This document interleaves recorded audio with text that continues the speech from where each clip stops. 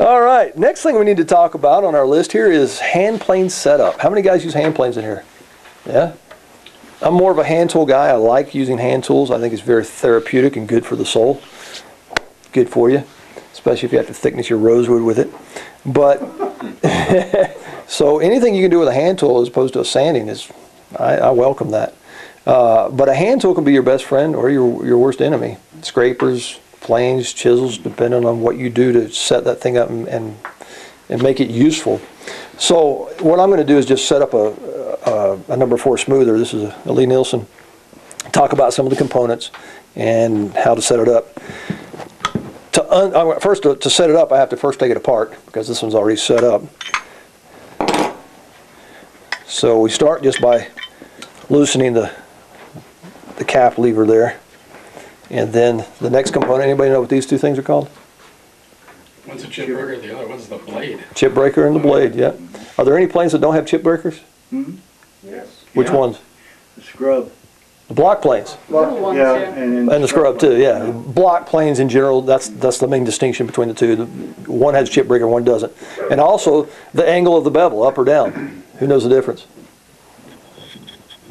Block plane is what? Bevel up, bevel down? Double up. Bevel up. Block and regular plane is? Down. Bevel down. There you go. So, chip breaker. What's the chip breaker's purpose in life? Well, to redirect the chips. Yeah, to break the chips off, but also give stability to the actual blade so you don't get chatter, right? Yeah. Okay. Then we have the main casting, which this one happens to be, I think, bronze. Is that what the smoothers are? What is this part called? Anybody know? Frog. The frog. If anybody can tell me why this is called a frog, you get an A for the day. No, you win something. You win something. That's right. Why is it called a frog? I have no idea. I have no idea either. Some people say it kind of looks like a frog, but I don't know. So I have no idea. But if anybody ever knows why it's called a frog, let me know. Your high dollar planes usually have a little bit more machining done to the frog, and they're usually adjustable from the back side. Your lower dollar planes are usually cast, not as much machining, and your adjustment screws are inside. The frog adjusts closer or farther away from the mouth of the actual casting, and depending on how thick of a shaving you want. Okay. And then on the back here we have an adjustment screw, all right? And then we have what we call a lateral adjuster here. And let me show you how all that comes together. One of the reasons why I like the Lee Nielsen is because right out of the box, it's usually honed pretty good. You just have to put a secondary bevel on it. And then your plane iron is usually a little thicker, so it's a little more stout. So, as you put this back in here, when you get your planes apart, probably now's a good time to sharpen. But I won't go into that today. So, be careful as you put your chip breaker back on, and as you put your plane iron and the chip breaker, once they're put together, back into the casting here, or the sole of the plane.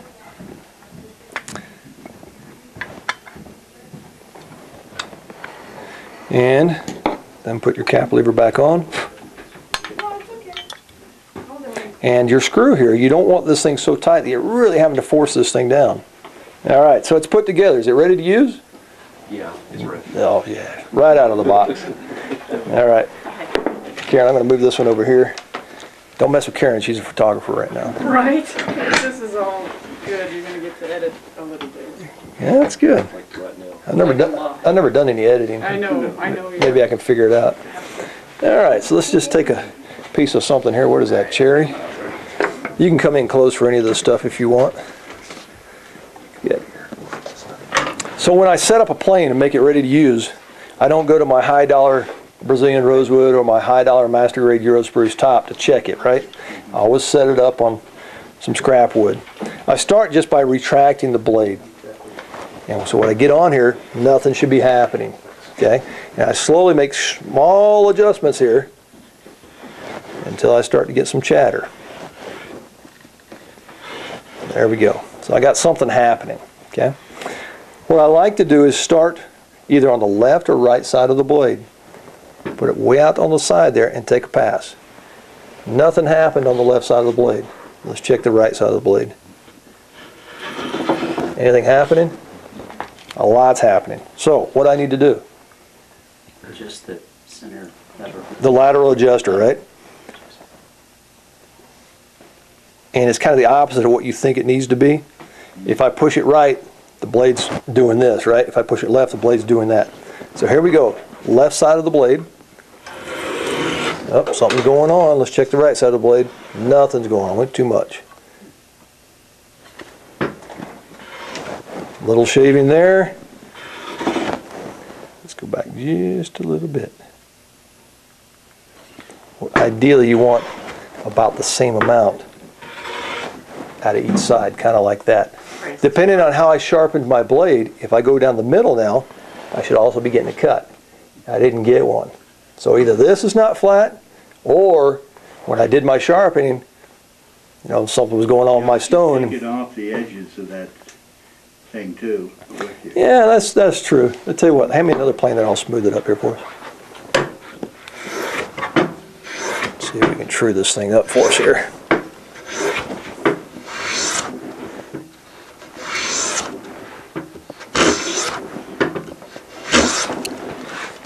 That's getting better. Alright, so we're probably a little closer to flat now. So let's do that trick again. We were working on the middle, right? Still not quite getting anything. Down the edge, little small shaving. Down this edge, little small shavings. So apparently the last time I sharpened my blade, it was taking just a little bit more out of the middle than towards the edges. Okay. So this one's almost set up. If you want to go ahead and get it out just a little bit more, so you're making a full pass, just go ahead and bring it out just a little bit more. There, it's starting to make contact. There we go. So I've got a little bit in the middle, a little bit on the edges. So that one's set up and ready to go. It's square to the sole, sharpened with a nice sharp secondary bevel, and that one's ready to thickness the top. And Ronnie, now couldn't you just see that? Sure. Ignorance, but couldn't you just look at the Well, depending on how your eyes are getting. That's true. The last few years, my eyes have been going. But yeah, there's guys that can come in and do this and look at it and see that. You can also place your finger on there and you can feel it, which side's out just a little bit more. And you can make adjustments that way. For me, though, the best thing is just come in and test it. And that's the way I do it. Now, some guys, when they sharpen their blades, they lean on the edges of that blade just a little bit so the actual blade is like this. When they come in and thickness their tops, they don't get as many marks on there. So, anyway, that's how I set up my planes. Block planes, all my smoothers, joiners, everything like that before I actually go to work on the piece of wood. If you were planing a piece of rosewood for thickness, you would plane only with the grain, I would assume? No, I go across the grain as well. You do? Yeah, and that brings up a good question. Let me just get in here real quick. If you want to use your planes for thicknessing your rosewoods and stuff, just get a toothing blade. It works great for figured woods, maples, bird's eye, flames, things like that. And so basically it's just got a bunch of teeth in it. Where did you get such an item? Uses the plane manufacturer, Lee Nilsson. I just buy it from them, and they make it for all of their planes. Their block planes, their smoothers, their low angle jacks. All of them have that. And you come in and you're basically leaving grooves in there, and then you come across with your smoother and take those out. And boy, it leaves a really nice finish. But you got to have your Wheaties in the morning before you start doing this, because you have to be feeling really frisky that day to thickness your rosewood. But yeah, it can be done. People do it all the time. You use that size plane for that job? I usually start with the low angle jack. Let me just show that one over here. You can either use a low angle jack or you can use a number 5 and then just pop that toothing blade in there. This is probably one of the best bangs for buck on the market. It's very versatile, and they sell it as a kit where you can buy different blades with different hones on them, different angles, and you can get a toothing blade to go with it, and you can do just about everything in Luthier with that right there. Okay, so I usually start with something like that, or the number 5, then I take it to the number 4 to smooth it, and from there. But yeah, you can go diagonal. You don't have to always go with the grain. In fact, if it's tearing and doing stuff, you want to go diagonal or across the grain anyway. Yeah. How do you hold the wood down? Because you're talking about thin, you want it Talk about thin pieces of wood. I usually take a cam clamp it to my bench, and I work this way on it, and then flip it around and get the edge. Yeah, holding it's a problem. Yeah. You don't want to put a bench dog on it and go into it because it'll flop up on you and break. Okay. Any more questions? Hand plane setup? Quick and easy, right, guys? Yeah, we got a lot of beer in the cooler over there, so we got to get through this, right?